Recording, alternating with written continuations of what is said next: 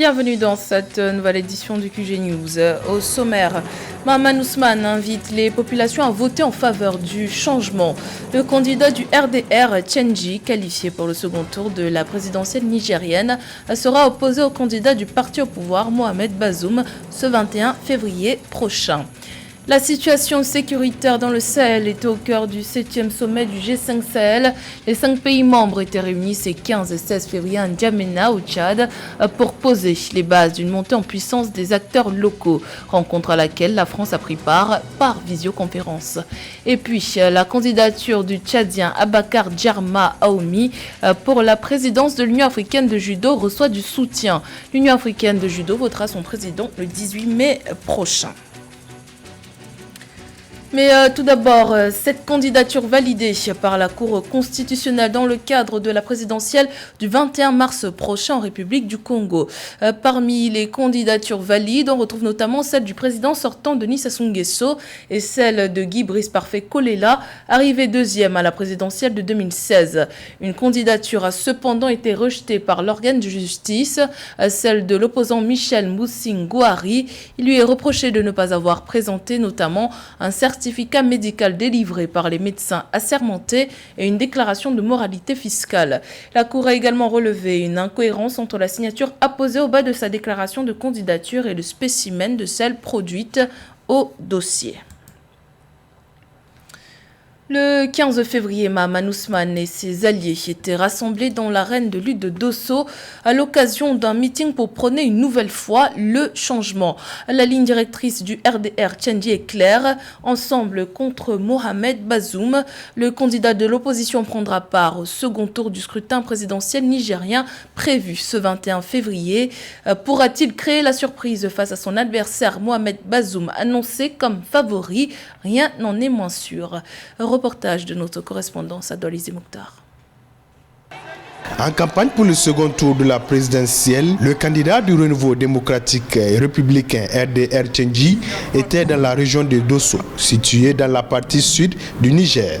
Mahaman Ousmane, accompagné par les leaders de la CAP 2021, la coalition de l'opposition et des partis alliés, ont été ovationnés par des militants et des sympathisants totalement acquis à la cause du changement et de l'alternance politique. Le 7e grand axe prioritaire que nous avons, mais qui n'ont pas, qui ne peuvent même pas avoir, c'est l'équité.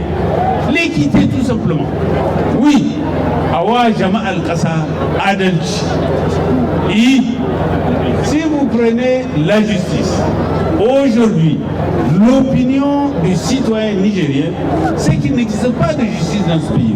Le candidat du RDR Tchenji a saisi l'opportunité pour évoquer ce qu'il compte faire pour le Niger à la lumière de ce que le peuple nigérien a vécu les 10 dernières années. L'ancien président de la République a décliné les grands axes de son programme, les 7 E pour une véritable émergence du Niger, avant d'inviter les populations de Dosso à sortir massivement le 21 février prochain pour, dit-il, sauver le Niger. À la lumière des différents constats que nous avons faits, à la lumière de ce que nous avons tous vécu, nous avons dégagé 7 grands axes prioritaires. Le premier axe, c'est la question de l'eau. Il n'y a pas besoin de faire un long discours sur ça. Un pays sahélien, enclavé, désertique. Eh bien, la question de l'eau est vitale pour le Niger. Nous estimons qu'elle n'a pas reçu le traitement approprié qu'elle doit avoir. Eh bien, nous nous engageons, mes chers compatriotes, mes chers amis, à faire en sorte que la question de l'eau puisse trouver des voies de solution.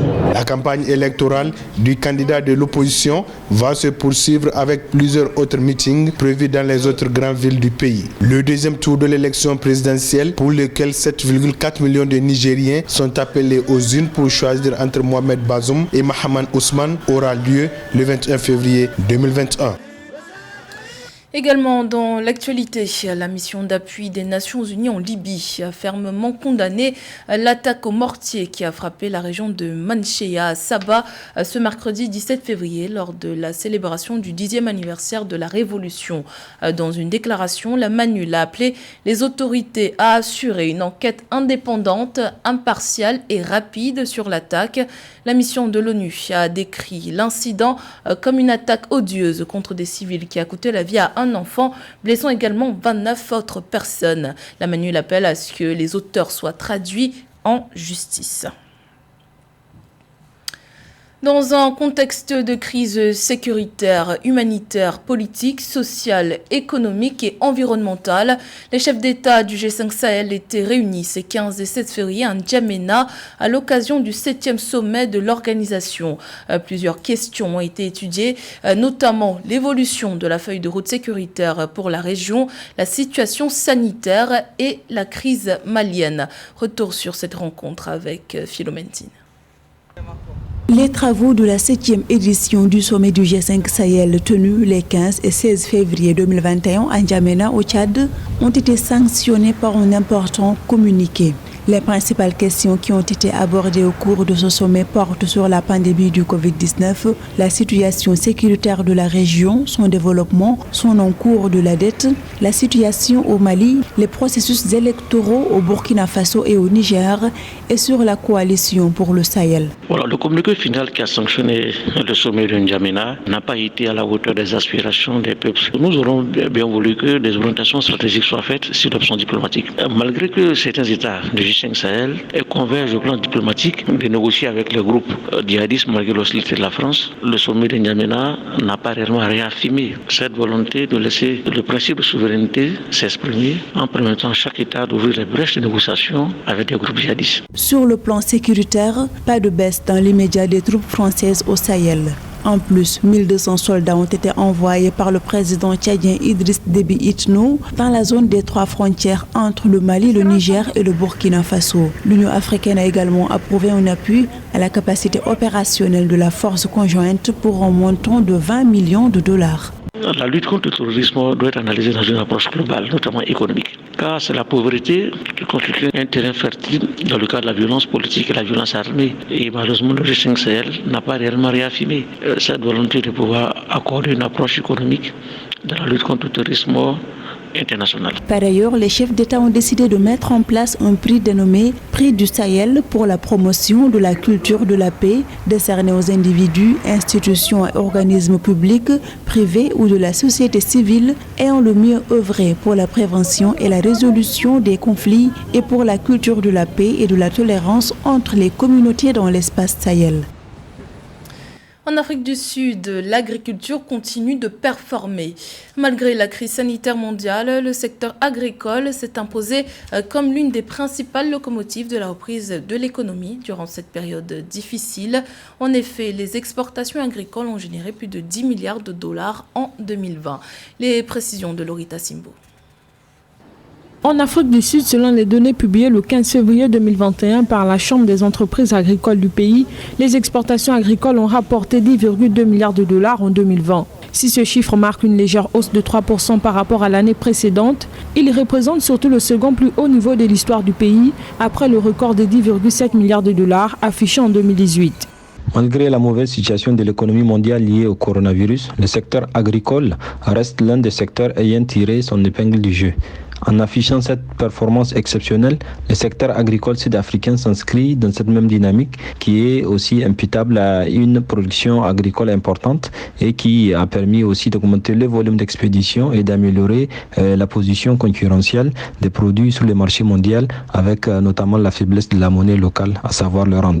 Selon la Chambre des entreprises agricoles du pays, cette prouesse a été le résultat d'une production agricole importante qui a permis d'augmenter le volume des expéditions et d'une meilleure compétitivité des produits sur le marché mondial avec la faiblesse de la monnaie locale, le rand. Sur la période, les principaux produits exportés en valeur ont été les agrumes, les raisins, le vin, les pommes, le maïs, le sucre et les jus de fruits entre autres. Récemment, l'Afrique du Sud a entrepris des réformes pour s'attaquer aux contraintes structurelles qui freinent la croissance économique et la création d'emplois. Comme les conditions météorologiques difficiles pèsent souvent sur les performances agricoles, les autorités doivent continuer à réinventer l'agriculture, ce qui nécessitera de poursuivre les réformes pour sécuriser l'accès aux fonciers, d'investir de manière intelligente pour moderniser la filière et former les agriculteurs aux nouvelles techniques de production pour améliorer les rendements. Une nécessité quand on sait que l'agriculture est l'un des principaux contributeurs à la croissance économique du pays. Avec ce résultat positif, l'Afrique du Sud vient de confirmer encore une fois son statut de leader agricole du continent africain et demeure l'un des pays rares à afficher un excédent net agricole. Notons que le secteur fournit environ 13% des exportations de marchandises et représente près de 5% du PIB sud-africain. Après des mois de tractations, les autorités kenyanes et le FMI sont enfin parvenus à un accord sur les politiques économiques et structurelles. L'accord prévoit le décaissement de 2,4 milliards de dollars sur 3 ans pour accélérer la reprise économique alors que la dette se creuse et inquiète les bailleurs de fonds. Mildred Yamo. Nouveau cadre de coopération entre le Fonds monétaire international et le Kenya. Le pays vient d'obtenir une facilité de financement de l'institution financière pour la mise en œuvre d'un nouveau programme de réforme. C'est ce qu'a annoncé l'institution dans un communiqué publié le 15 février 2021. Ce programme aidera à réduire la vulnérabilité de la dette grâce à un effort visant l'augmentation des recettes fiscales et un contrôle strict des dépenses, ce qui permettrait de préserver les ressources pour protéger les groupes vulnérables. Il va remédier aux faiblesses des entreprises publiques tout en renforçant la stabilité financière et la lutte contre la corruption. À l'issue de cette aide financière, 2,4 milliards de dollars seront mis à disposition du Kenya pour accompagner sa reprise économique. Les fonds contribueront à stabiliser et réduire le niveau de la dette du pays et à poursuivre son programme de réformes structurelles, ce qui améliorera les performances du secteur financier. Ce programme devrait s'étaler sur 3 ans, selon le communiqué du Fonds monétaire international.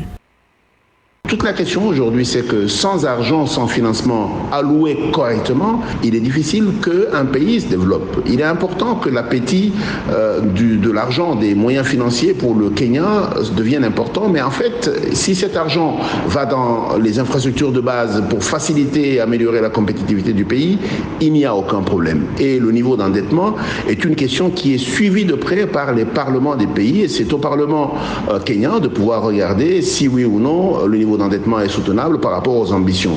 Parce qu'en fait, le plus important, ce ne sont pas les ratios ou ce ne sont pas les montants. Le plus important, c'est la projection et la capacité du pays à pouvoir rembourser. En 2021, le FMI s'attend à une croissance économique de 7,6% pour le Kenya. Au cours des derniers mois, le pays a engagé des négociations avec plusieurs de ses créanciers pour obtenir des moratoires sur le remboursement de sa dette. Une stratégie qui vise à consacrer les ressources destinées au service de la dette à la mise en œuvre de programmes sociaux.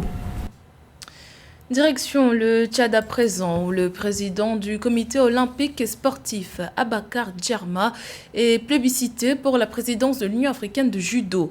Expérimenté et très engagé dans la promotion de cette discipline en Afrique, le Tchadien est en lice contre le candidat malgache Siteni Randrenasol Naiko.